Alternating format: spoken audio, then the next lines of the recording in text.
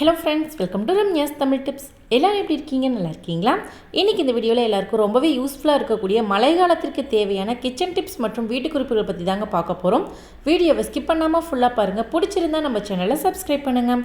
இப்போ வாங்க first tip என்னன்னு சொல்லி பார்த்துடலாம். கிச்சனில் மளிகை பொருட்களுக்கு தனித்தனியாக பாக்ஸ் போட்டு வச்சுருப்போம். ஒரு சில பொருட்கள் பார்த்திங்கன்னா இந்த மாதிரி யூஸ் பண்ணிவிட்டு கவர்லேயே நம்ம வந்து ஸ்டோர் பண்ணி வச்சுருப்போம். எக்ஸாம்பிளுக்கு ரவலாம் யூஸ் பண்ணிவிட்டு இந்த மாதிரி கவரை நல்லா மடித்து விட்டுட்டு துணிக்காய வைக்கிற கிளிப் இருந்ததுன்னா அதை போட்டு நம்ம கவர் பண்ணியிருப்போங்க. நார்மலான டேஸ்லலாம் இதை இப்படி கவர் பண்ணி வச்சிங்கன்னா சீக்கிரம் வீணாக போகாது. ஆனால் மழை காலத்தில் இந்த மெத்தடில் நீங்கள் கவர் பண்ணி வச்சாலுமே கொஞ்சம் அதில் ஏர் போகிற மாதிரி கேப் இருந்தாலுமே சீக்கிரமாகவே இந்த ரவை எல்லாமே ஃபங்கஸ் வந்துடும். ஒரு மாதிரி கருப்பாக ஆகி போயிடுங்க. இந்த மாதிரி வீணாக போகாமல் இந்த பொருட்களை எல்லாத்தையும் எப்படி ஸ்டோர் பண்ணுறது? இதுக்குன்னு தனியாக நம்ம பாக்ஸ் வாங்கணும்னு அவசியம் இல்லை. இப்படியே கவரோடையே நம்ம வந்து ஸ்டோர் பண்ணி வைக்கலாம். கிச்சனில் யூஸ் பண்ணிவிட்டு கவரில் ஸ்டோர் பண்ணி வைக்கிற மளிகை பொருட்கள் எல்லாத்தையுமே நம்ம ஃப்ரிட்ஜில் வந்து ஸ்டோர் பண்ண போகிறோம். ஃப்ரிட்ஜில் ஆல்ரெடி எனக்கு ஃபுல்லாக இருக்குது, இதை ஸ்டோர் பண்ணுறதுக்கு இடம் இல்லை அப்படின்னு ஃபீல் பண்ணுறீங்களா? கவலையே வேணாங்க. ஃப்ரிட்ஜோட டோர் பகுதியில் ஒரு 4 ரேக் மாதிரி கொடுத்துருப்பாங்க சைடில். அந்த இடத்த நம்ம ஸ்டோரேஜ்க்காக யூஸ் பண்ணிக்கலாம். துணிக்காய வைக்கிற கிளிப்பு மட்டும் இருந்தால் போதுங்க. உங்ககிட்ட இருக்கக்கூடிய மளிகை பொருட்கள் எல்லாத்தையும் இந்த மாதிரி நீங்கள் வந்து சைடில் ஸ்டோர் பண்ணி வச்சுக்கோங்க. வெயிட் அதிகமாக இருக்கக்கூடிய கவராக இருந்ததுன்னா 2 கிளிப்பு யூஸ் பண்ணுங்கள். வெயிட் கம்மியாக இருக்கக்கூடிய கவராக இருந்ததுன்னா 1 கிளிப்பு வந்து யூஸ் பண்ணுங்கள். உங்களுக்கு க்ளோஸ் பண்ணும்போது இடிக்கும் அப்படிங்கிற சந்தேகமே வேணாங்க. நான் உங்களுக்கு செக் பண்ணி காமிக்கிறேன் பாருங்கள். இந்த பகுதி வந்து உள்பக்கமாக போகிறதுனால நமக்கு இடிக்க வாய்ப்பே இல்லை. கண்டிப்பாக இனிமேல் இந்த மெத்தடில் ஸ்டோர் பண்ணி வச்சிங்கன்னா மழை காலத்தில் ஒரு மளிகை பொருட்கள் கூட சீக்கிரமாக வீணாக போகாது. ட்ரை பண்ணி பாருங்கள். டிப் நம்பர் 2, தீப்பெட்டிலாம் பார்த்திங்கன்னா மழை காலத்தில் நமுத்து போயிடும். புதுசாக நீங்கள் வாங்கிட்டு வந்தாலுமே 2 நாள் ஓப்பன் பண்ணி வச்சிங்கனாவே சீக்கிரமாக நமுத்து போயிடும். பூஜை அறையில் நம்ம விளக்கேற்றுறதுக்காக ஒரு குச்சி எடுத்து 10 டைம் நம்ம உரசிக்கிட்டே இருப்போம். அதுலேருந்து நெருப்பு மட்டும் வரவே வராதுங்க. குச்சி உடஞ்சி போயிடும். அப்படி இல்லைன்னா மருந்து வந்து புட்டு கீழே விழுந்து போயிடும். இந்த பிரச்சனையை வித்தின் செகண்டில் ஈஸியாகவே சரி பண்ணிடலாம். இதுக்காக தீப்பெட்டியை தூக்கி கீழே போட்டுறாதீங்க. உங்ககிட்ட இந்த மாதிரி பிரச்சனை இருக்கக்கூடிய தீப்பெட்டி இருந்துச்சுன்னா அதோட மருந்து பகுதி இருக்கு இல்லையா, அந்த இடத்துல நம்ம பூஜை அறையில் யூஸ் பண்ணக்கூடிய விபூதி அப்படி இல்லைன்னா நம்ம ஃபேஸ்க்கு யூஸ் பண்ணக்கூடிய டால்கம் பவுடர் கொஞ்சமாக கையில் எடுத்து அந்த மருந்து பகுதியில் லைட்டாக தேய்ச்சி விடுங்க. ஏதாவது ஈரப்பதம் இருந்தால் கூட உடனே வந்து அப்சர்வ் பண்ணிக்கும். இதை வந்து நீங்கள் வெயிட் பண்ணணும்லாம் அவசியம் இல்லை. தேய்ச்சி விட்ட உடனே நீங்கள் வந்து தீக்குச்சி எடுத்து உரசினிங்கன்னா உங்களுக்கு டக்குன்னு நெருப்பு வந்துடும். நான் உங்களுக்கு செக் பண்ணி காமிக்கிறேன், நீங்களே பாருங்கள். நான் இன்றைக்கி விபூதியை தான் அப்ளை பண்ணியிருக்கேன். நீங்கள் டால்கம் பவுடர் அல்லது கோதுமை மாவு, அரிசி மாவு எது வேணாலும் அப்ளை பண்ணிக்கலாம்.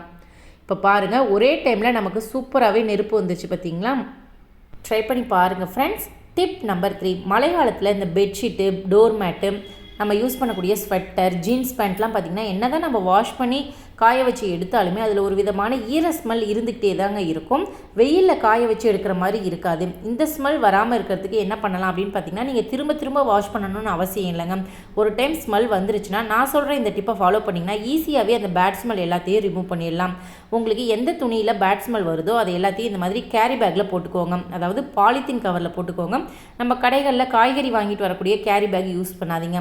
இந்த மாதிரி துணி கடையில் நமக்கு கிடைக்கக்கூடிய கேரி பேக்கில் வந்து நம்ம போட்டுக்கலாம். ஒவ்வொரு துணிக்கும் தனித்தனியான கேரி பேக் வந்து நீங்கள் யூஸ் பண்ணிக்கோங்க. நான் இன்றைக்கி 2 துணியில் உங்களுக்கு செஞ்சு காமிக்கிறேன். ஒன்று வந்து ஜீன்ஸ் பேண்ட்டு, இன்னொன்று பார்த்திங்கன்னா நார்மலான பேண்ட்டு தாங்க. உங்ககிட்ட ஸ்வெட்டர் அப்படி இல்லைனா டோர் மேட் ஏதாவது ஸ்மெல் வருதுன்னா இந்த மெத்தட்லேயே நீங்கள் வந்து ட்ரை பண்ணலாம். இப்போது இந்த பெரிய பேண்ட்டுக்கு தனியாக நான் வந்து ஒரு கேரி பேக் வந்து யூஸ் பண்ணிக்கிறேன்.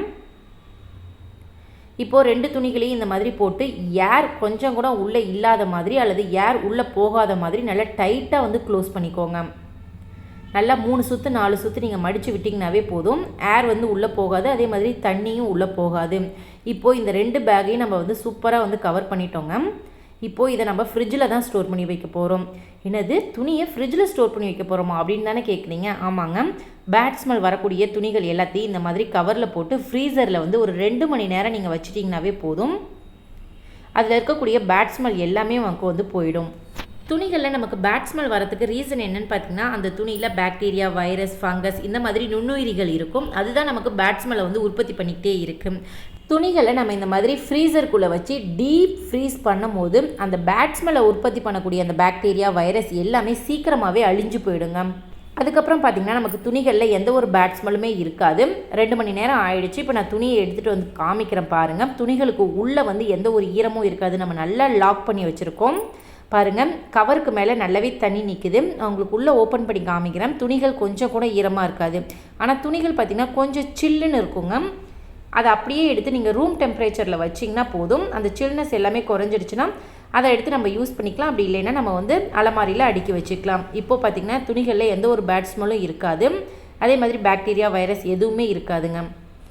துணிகளும் பார்க்கறதுக்கு ரொம்பவே சூப்பராக இருக்கும். ட்ரை பண்ணி பாருங்கள் ஃப்ரெண்ட்ஸ். வெயில் காலத்தில் நம்ம நல்ல வெயிலில் காய வச்சு துணிகளை மடித்து வச்சோம்னா நமக்கு எந்த ஒரு பேட் ஸ்மெல்லும் இருக்காதுங்க. அதே மாதிரி துணிகளும் வந்து வீணாக போகாது. ஆனால் மழை காலத்தில் பார்த்திங்கன்னா நமக்கு வெயிலே இருக்காது. அந்த மாதிரி டைமில் இந்த டிப்பை நீங்கள் வந்து ஃபாலோ பண்ணிக்கோங்க. டிப் நம்பர் 4, மழை காலத்தில் எல்லா ரூம்லேயும் பார்த்திங்கன்னா ஒரு மாதிரி சில்லுன்னு இருக்கும், ஈரப்பதமாகவே தாங்க இருக்கும். தரையிலேருந்து செவுறு வரைக்கும் நமக்கு நீர் கோத்துக்கிட்டு அப்படி ஈரமாக தான் இருக்கும். என்ன தான் நம்ம ரூமெல்லாம் க்ளீனாக வச்சுருந்தாலுமே அதுலேருந்து நமக்கு ஈர ஸ்மெல் அப்படிங்கிறது வந்துகிட்டே தாங்க இருக்கும். அந்த ஈர ஸ்மெல் வராமல் ரூமில் நல்ல ஒரு வாசனை வரத்துக்கு நீங்கள் ரூம் ஸ்ப்ரேலாம் காசு போட்டு வாங்கணும்னு அவசியம் இல்லைங்க. இந்த மாதிரி கடைகளில் நாஃப்தலின் பால்ஸ் அப்படின்னு கேட்டிங்கன்னா 4 ரூபாய்க்கு 8 பால்ஸ் வந்து நமக்கு கொடுப்பாங்க. அதை வாங்கிட்டு வந்தீங்கன்னாவே போதும். ஒவ்வொரு ரூம்லேயும் ஒவ்வொரு பால்ஸ் நீங்கள் வச்சிட்டிங்கனாவே அந்த ஈர ஸ்மெல் எதுவுமே வராதுங்க. காற்றுல நீங்கள் ஓப்பன் பண்ணும்போது எல்லாமே அந்த ரூம்குள்ளே இந்த நாஃப்தலின் பாலோட வாசனை தான் இருக்கும். முக்கியமாக இந்த நாஃப்தலின் பால் யூஸ் பண்ணுறதுனால கரப்பாம்பூச்சி, பள்ளி தொந்தரவு எதுவுமே இருக்காது. நீங்கள் பாத்ரூமில் கூட நீங்கள் யூஸ் பண்ணிக்கலாம். மழை காலத்தில் சொல்லவே வேணாங்க, பாத்ரூமில் அந்த ஈர ஸ்மெல் அப்படிங்கிறது இருந்துகிட்டே தான் இருக்கும். பாத்ரூம் நல்லா வாசனையாக இருக்கிறதுக்கு இந்த நாஃப்தலின் பால்ஸை நீங்கள் டாய்லெட்குள்ளே போட்டுறாதீங்க.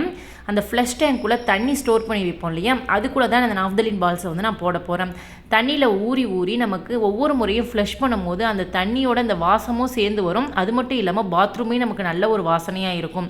பாத்ரூமில் கரப்பாம்பூச்சி, கொசு, பள்ளி தொந்தரவு இல்லாமல் இருக்கணும்னா நாஃப்தலின் பால்ஸை அங்கங்கே நீங்கள் வந்து ஒழிச்சு வச்சுருங்க. முக்கியமாக இந்த பால்ஸ் வந்து குழந்தைங்க கையில் கிடைக்கக்கூடாது. தெரியாமல் வாயில் போட்டுட்டாங்கன்னா அது வந்து பாய்சன் ஆகிடும். அதனால் குழந்தைங்க கையில் கிடைக்காம மேலே எங்கேயாவது ஒழிச்சு வச்சுருங்க. பாத்ரூம் நல்லா வாசனையாகவும் இருக்கும், ஜெர்ம் ஃப்ரீயாகவும் இருக்கும். முக்கியமாக கரப்பாம்பூச்சி, பள்ளி தொந்தரவு இல்லாமலும் இருக்கும். முக்கியமாக சிங்க்கு, வாஷ்பேஷன்லாம் பார்த்திங்கன்னா மழை காலத்தில் ஸ்மெல் வர ஆரம்பிச்சிருங்க. அந்த இடங்கள்லேருந்து கரப்பாம்பூச்சும் வர ஆரம்பிச்சிடும். அந்த மாதிரி வராமல் இருக்கிறதுக்கு இந்த நாஃப்தலின் பால்ஸை அந்த ஓட்டை பகுதிகளில் நீங்கள் போட்டு விட்டுட்டிங்கன்னா கரப்பாம்பூச்சி தொந்தரவும் இருக்காது. ஒவ்வொரு முறையும் நீங்கள் ஹேண்ட் வாஷ் பண்ணும்போது நல்ல ஒரு வாசனையாகவும் இருக்கும். ட்ரை பண்ணி பாருங்கள் friends. Tip number 6, kitchen counter டாப்லலாம் பார்த்திங்கன்னா மழை காலத்தில் எறும்பு தொல்லை அதிகமாக இருக்கும். இதை ஈஸியாக சரி பண்ணுறதுக்கு நம்ம பூஜை அறையில் யூஸ் பண்ணக்கூடிய கற்பூரம் மட்டும் இருந்தால் போதுங்க. ஒரே ஒரு கற்பூரம் இருந்தால் போதும், ஈஸியாகவே இந்த பிரச்சனையை சரி பண்ணிடலாம். இதுக்காக நீங்கள் கடைகளில் போய் லிக்விட்லாம் வாங்கணும்னு அவசியம் இல்லை. இந்த கற்பூரத்தை ஒரு பவுலில் தண்ணி எடுத்துக்கோங்க, அதில் 2ஆக உடச்சி போட்டுக்கோங்க. அப்படி இல்லைன்னா நல்ல பவுடர் ஃபார்மில் நீங்கள் வந்து கலந்து விட்டுக்கோங்க.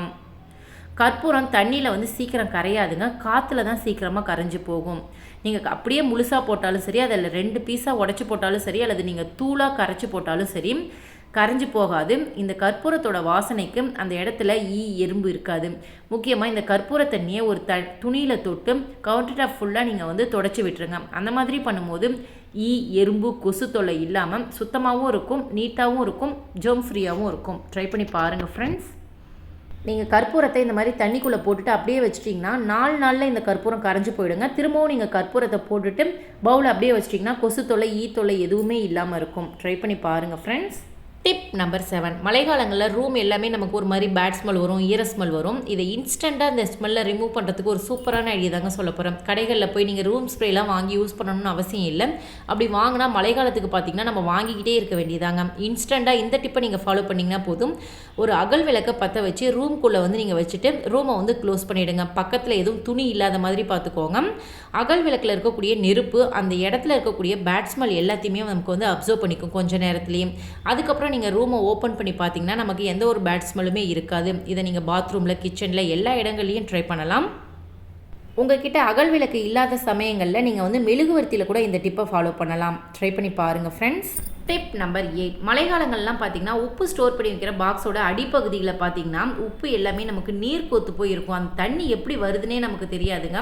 அந்த ஈரப்பதமான காற்றுல உப்பு பார்த்திங்கன்னா நல்லாவே கரைஞ்சி நீராக இருக்குங்க.